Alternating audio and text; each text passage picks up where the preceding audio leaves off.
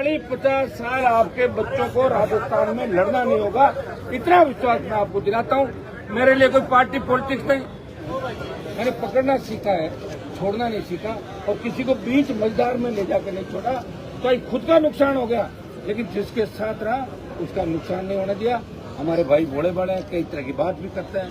2 दिन अगर हमारा भाई बुलाए राजस्थान की किसी भी कोने बड़ी गाड़ी भरी 15 आदमी चल पड़े।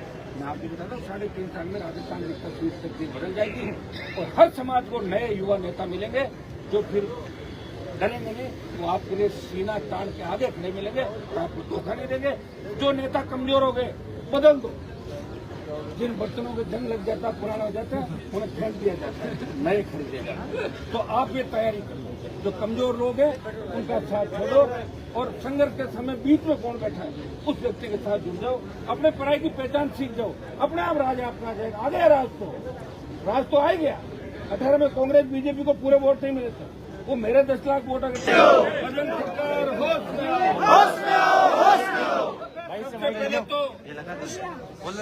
मैं तमाम राजस्थान के कोने पुत्रों का, भूमि पुत्रों का, मेरे छोटे भाइयों का हृदय से आभार प्रकट करता हूँ।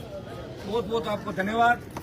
इस बरसात के अंदर आपने बिना परवाह किए अपनी जान की आप लोग यहाँ पे आए और यहाँ आने के बाद आपने इतनी धैर्य का परिचय दिया। पिछले 7 दिन से लगातार एक राजस्थान की गूंगी बेरी सरकार, जिसके अंदर संवेदनशीलता नाम की कोई चीज नहीं, जो संवेदनहीन हो चुकी है। भाइयों, जिस समाज का बेटा 7 दिन से SMS की मोर्चरी के अंदर है, बूढ़ी माँ इंतजार कर रही है मेरे बेटे के आखिरी दर्शन कर लूं, और जिस समाज के साथ जो हमारे भाई हैं, जाट समाज, बिश्नोई समाज, अब इनके 7 MP और 38-40 MLA राजस्थान के अंदर है। और आपकी ये दुर्दशा है। अंदाज लगाओ, अगर किसी ऐसे समाज का बच्चा शहीद होता जिनका एक भी विधायक नहीं होता, उस पर क्या बीतती, इस बात से आप अंदाज लगा सकते हो। सरकार को कोई शर्म नहीं आ रही है, और न हमारे नेताओं को शर्म आ रही है, न हमारे मंत्रियों को शर्म आ रही है। वोट के समय तो जाती और वोट लिया और उसके बाद अपना बिजनेस व्यापार और दूसरे लोगों के साथ 7 स्टार होटलों में पार्टियां करना और हमें भूल जाना, यही हमेशा 70 साल से दुर्भाग्य राजस्थान का रहा। इसलिए भाइयों, मैं इतना इस मौके पे कहूंगा कि हम कोई राजनीतिक रोटी सेकने यहाँ पे नहीं आए। पहले दिन जब राकेश के परिजनों ने मेरे से बात करी और वो घर आए, मैं कहीं बाहर था, 2 घंटे बाद मैं आ गया, मोर्चरी में मैं आया और जब उनके भाइयों से बात करी, मेरे बगल के ही मेरे क्षेत्र के मेरठ क्षेत्र के मेरे बगल के पारिवारिक रूप से उनको जानता हूँ। एक भाई आर्मी के अंदर रिटायर्ड देश सेवा करी और दूसरा पुलिस के अंदर। इतना सभ्य शिक्षित परिवार, बहुत बच्चा बहुत इंटेलिजेंट था। और इनके भाई साहब ने बताया कि जो HOD था बार बार कह रहा था कि अपने परिजनों से हमारी बात कराओ, और जब फौजी साहब बात करने गए तब उसने HOD ने कहा कि भाई आपस में सेटलमेंट करो, हम आपका ध्यान रखेंगे, थोड़ा आप भी हमारा ध्यान रखो। थोड़ा ध्यान में तो 20,000 रुपये पर मंथ जो थीसिस पे सिग्नेचर होना है। अब आप बताइए, 1.5 साल से उसको मानसिक अवसाद में डाल दिया, फिर उसको कहा तुझे फेल करूंगा, और फेल करने के डर से यहाँ बड़े बड़े डॉक्टर नहीं है, आप देख लो अपनी जो संख्या है ना डॉक्टरों के लिए लड़ रहे हैं, या फेल करने से डर से यहाँ बड़े बड़े डॉक्टर नहीं आए कि हमारा भी नाम लिख देंगे और ये आंदोलन तो समाप्त हो जाएगा, फिर हमें फेल कर देंगे। ये भाइयों, ये तुम्हारी नौजवानों की ताकत है, तुम्हारी ललकार, तुम्हारी हुंकार। लोकतंत्र के अंदर जिनके साथ संख्या होती है वही सरकारों को बदलते हैं। मैं धन्यवाद दूंगा राजस्थान के नौजवानों का, जो 25 मई को आक्रोश रैली निकाली और 1 लाख से ज्यादा संख्या के अंदर इकट्ठा होकर मोदी को चेतावनी दी।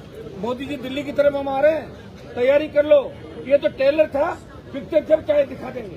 मुझे पता है आपकी भुजाएं फड़क रही है, आज आप चाहते हो कि कूच करें, और मेरा मन भी कूच करने का ही जगह था,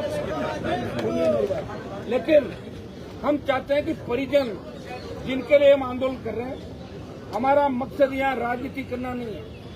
छोटे भाई संग्रह विधायक का, हमारा अनिल चोपड़ा जो भी विश्वविद्यालय के अध्यक्ष, पूर्व अध्यक्ष लंबे समय से विक्रम बिश्नोई, उप जिला प्रमुख जोधपुर, और तमाम जाट समाज, बिश्नोई समाज और सर्व समाज के नौजवान जो प्रदेश के कोने कोने से यहाँ पे आए। हम भाई हैं, हमें कोई अलग नहीं कर सकता।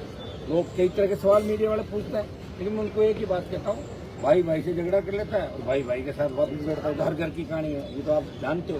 लेकिन हम एक दूसरे के बने राजस्थान के अंदर और एक दूसरे की मदद करेंगे। भाइयों, इतना ही विश्वास मैं आपको दिलाता हूँ कि अगर परिवार संतुष्ट होकर वार्ता में आके कह दे कि हम संतुष्ट हैं, तो हमें कानून व्यवस्था नहीं बिगाड़नी, और परिवार कह दे कि हमें जबरदस्ती संतुष्ट किया गया, तो भजनलाल का अभी पुलिस में जो रेला दिख रहा है, इधर हम कूच करेंगे और भजनलाल की आवाज की ओर बढ़ेंगे। इसमें कोई दो राय नहीं।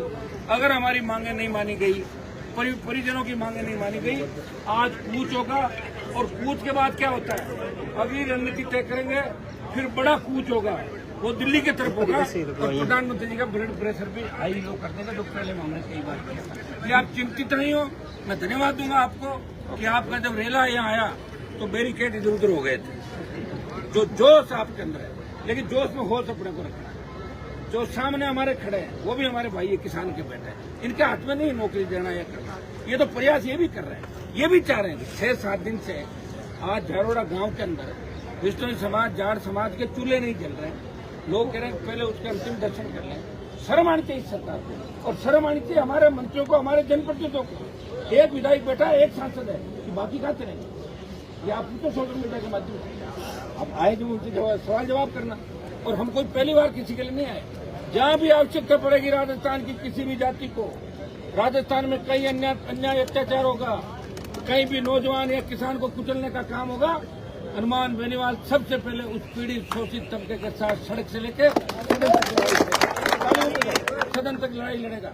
भाइयों, मुझे दुख इस बात का है कि देर सवेर अंधेरे में भी परिजनों से मिल जाते इधर आके। कौन रोका था? मंत्री। कल यहाँ का गृह राज्य मंत्री एक पीड़ित से मिलने आया, यहाँ भी आ जाता। अगर हमारे पास हमसे डर लग रहा था तो पर्ची भेज देता, हम इनको अंदर भेज देते। अरे शर्म तो करो, ये शर्म नहीं क्या सरकार को? भजनलाल जी, आपके पर्ची खुली है, आपके बुजुर्गों ने कोई अच्छा काम किया होगा। आप उस कुर्सी पे बैठे जिस कुर्सी की तरफ आप कभी देखा करते थे, और आप तो क्या काम करते थे 95, 96, 97 में। मैं तो जानता हूँ आपको नजदीक से, यहाँ पर पार्टी का लेग पास कौन सा काम था। भाई किस्मत थी उनकी, बन गए।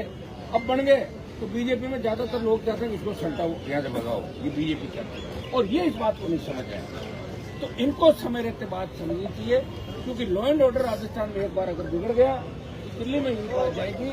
भजनलाल से राजस्थान संबंध नहीं रहा है। हमारे बच्चों को तो कोई नुकसान, 2-2 4-4 लाठी खा लेंगे, वैसे ही तो उससे ही तैयार लाठी बांटे तैयार होकर निकले।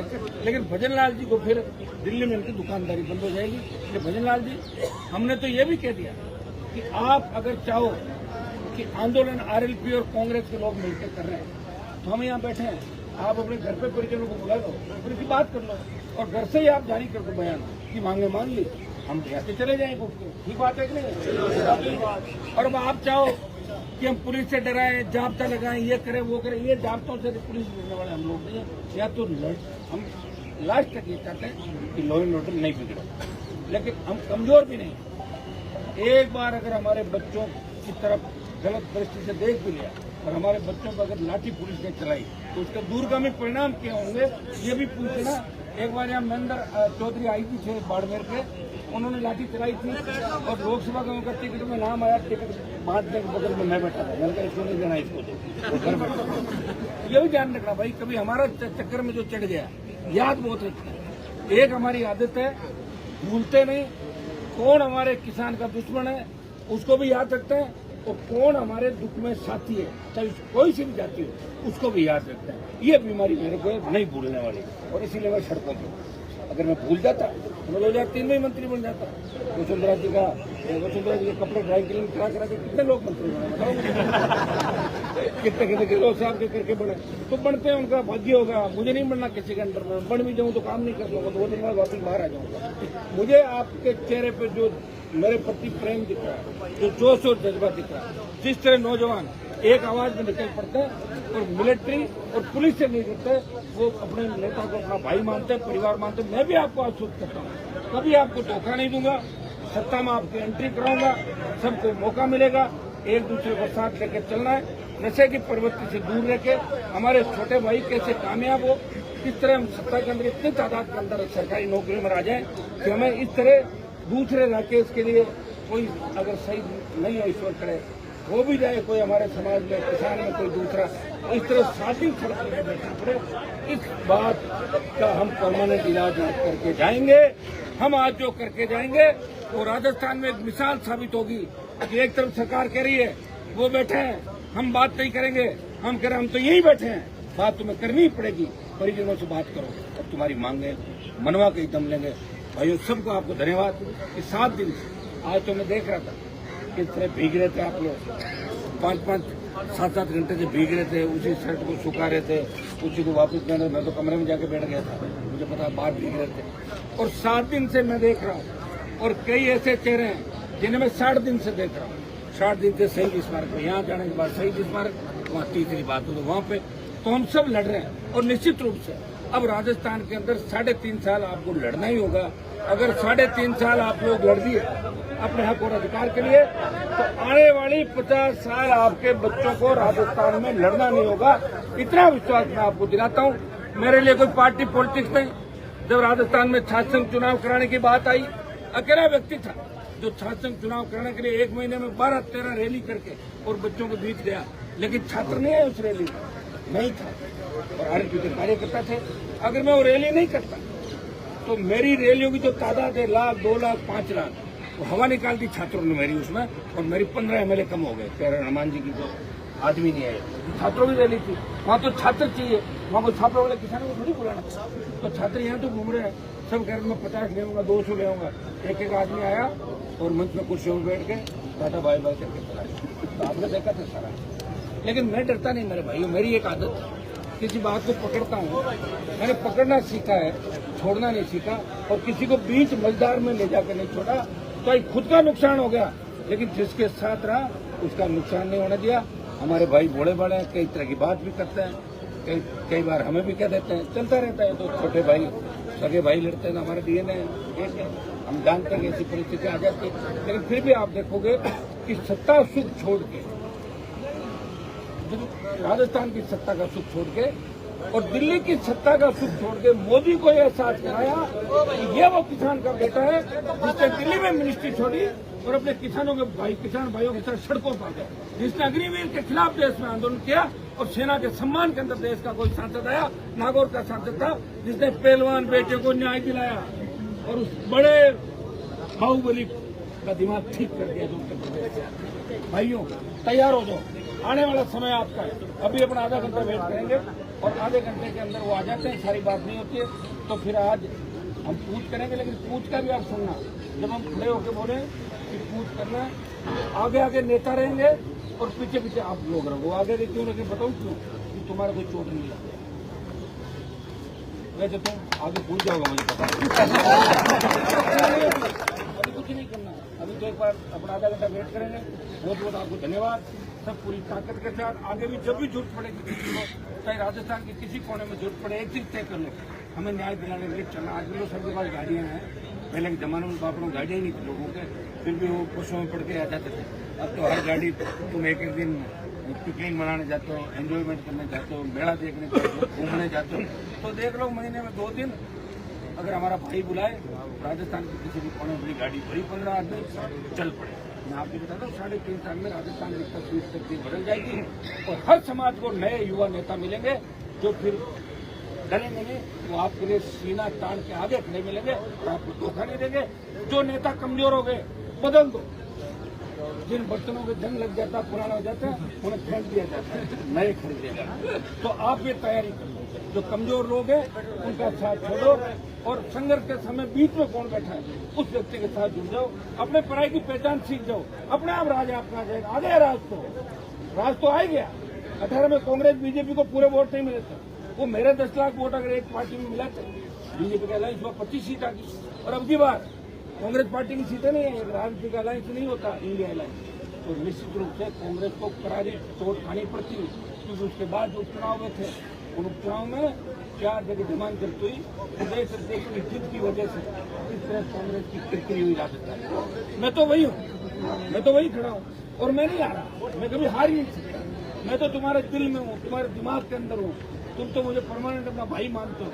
ये तो चलते रहते हैं, सरकारें खिलाफ हो जाती है, बड़ी पार्टियां खिलाफ हो जाती है, माफिया खिलाफ हो जाता है, लेकिन जिनके पीछे पड़ा बदरी माफिया को पूछ लो, शायद उसने मेरा छोटा मोटा नुकसान कर दिया होगा चुनाव में, लेकिन मैंने उसका इतना नुकसान कर दिया, वो बजरी के ठेके और दूसरे ठेके लेने से पहले 1000 बार सोचेगा कि काम लूं या नहीं लूं। उसकी तबीयत खराब होगी, ईडी भी आ गई, सीबीआई भी आ गई और ताला देके घर से भागते हुए दीवार तोड़ के मैंने उसको देखा।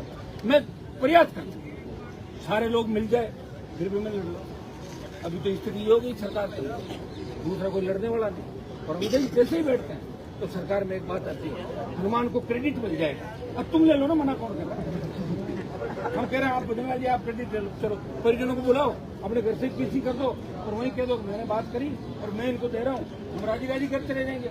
खुद कुछ करो नहीं, दूसरे को कुछ करने नहीं दो। अब आपके पास हनुमान बेनीवाल तो है नहीं बीजेपी के अंदर, हर जगह हनुमान बेनीवाल समाज में भी नहीं है। ये तो कभी कभार मजबूत लोग समाजों में राम सिंह जी विश्व की याद आती होगी, विश्व समाज को वो थे तब क्या था, और आज अगर 5 भी बढ़ गए 8 भी बढ़ गए, उनकी और थोड़ी कर सकते हैं, नहीं कर सकते। तो भाइयों, इन बातों को हमें याद रखना है। समाजों को बड़े मजबूत नेता कभी कभार मिलते हैं, वर्षों में एक बार। जिनकी रखवाली करना आप लोगों के हाथ में। आप जो मांग कह रहे हैं, वोट जो मांग रहे हैं, वो क्या करें, बाकी जड़ी रहे हैं, उस दिन जाके वोट दे दो, उस दिन भी याद नहीं रहता।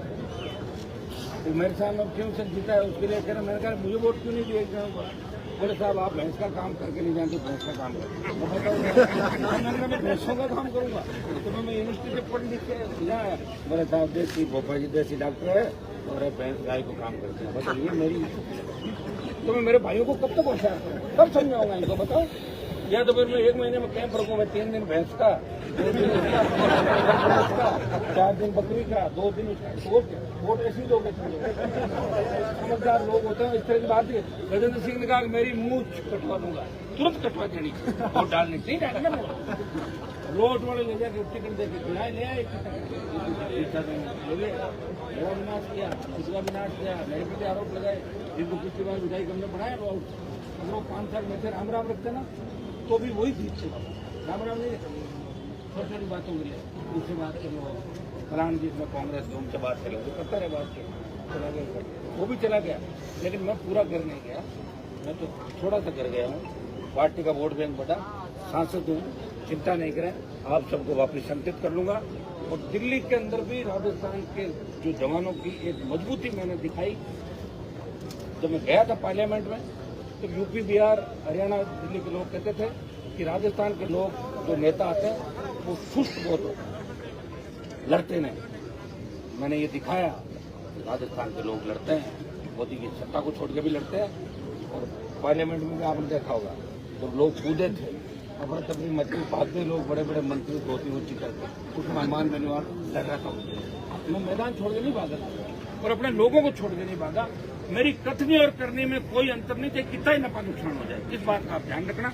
और डबल क्रॉस भी नहीं करते। तुम खूब बच्चे मेरे पास आते हो, लड़के आते हो, कत्ल हो जाते हैं आपस के अंदर, लेकिन मैं कोशिश करता हूँ हमारे बच्चे आपस में समझौता करें, एक दूसरे का खून नहीं बहाया राजस्थान के अंदर। ये मेरी पीड़ा रहती है। मुझे क्या करना बताओ मुझे, मैं तो जब चाहे सत्ता का सुख भोग सकता हूँ। मेरे लिए तो अभी मोदी की सत्ता चाहो तो बात खाली पड़ा, इधर से इधर खड़े बयान नहीं देना है, मैं आ गया तुम्हारे में बेटी बात नहीं। लेकिन तुम्हारे लिए फिर लोग कहते हैं वो भी चला गया। इसलिए मैं तुम्हारी पीड़ा को देखते हो भाइयों लड़ रहा हूँ। 28 की लड़ाई के लिए तैयार हो जाओ।